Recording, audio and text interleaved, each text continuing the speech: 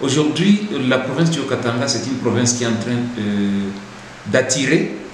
Ça attire non seulement les investisseurs, même la simple population.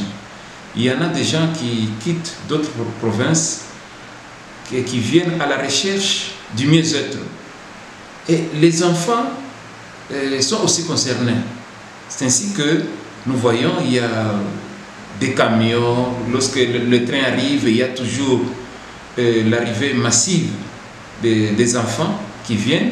Lorsqu'ils débarquent, ça peut être à Likasi, à Lubumbashi, bon, ils disparaissent dans la nature, donc ils intègrent le coin où se trouve le leur. Mais la cause principale, c'est la pauvreté de la population. Si ces enfants quittent d'autres provinces et ils ont envie de venir vivre dans le Haut-Katanga, c'est à la recherche du mieux-être. Donc cette cause est liée à la pauvreté. Mais aussi la question des divorces que j'ai évoquées. C'est aussi lorsque les conditions de vie deviennent invivables dans la famille et ça entraîne le cas de divorce.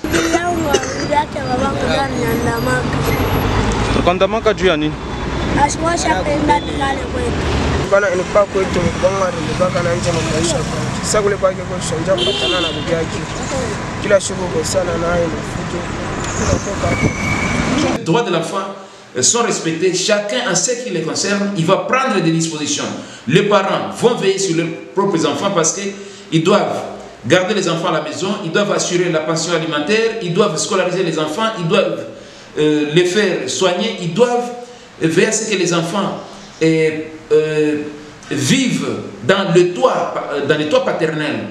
Mais il y a l'État aussi qui doit aménager à ce que les conditions de vie, les conditions socio-économiques soient favorables pour la vie des enfants. Il doit faciliter aux parents, en facilitant à ce que les parents aient de l'emploi, de manière à ce que ceux-ci aient des ressources susceptibles de pouvoir contribuer au bon encadrement des enfants pour que les enfants ne puissent aller vivre sur la route. Et que ceux-là qui contribuent, ou même ce parent-là qui abandonne leurs enfants, qu'ils soient sanctionnés. Et que ces prophètes aussi, qui prophétisent de la manière à déstabiliser les ménages, qu'ils soient aussi punis, qu'ils soient poursuivis et punis.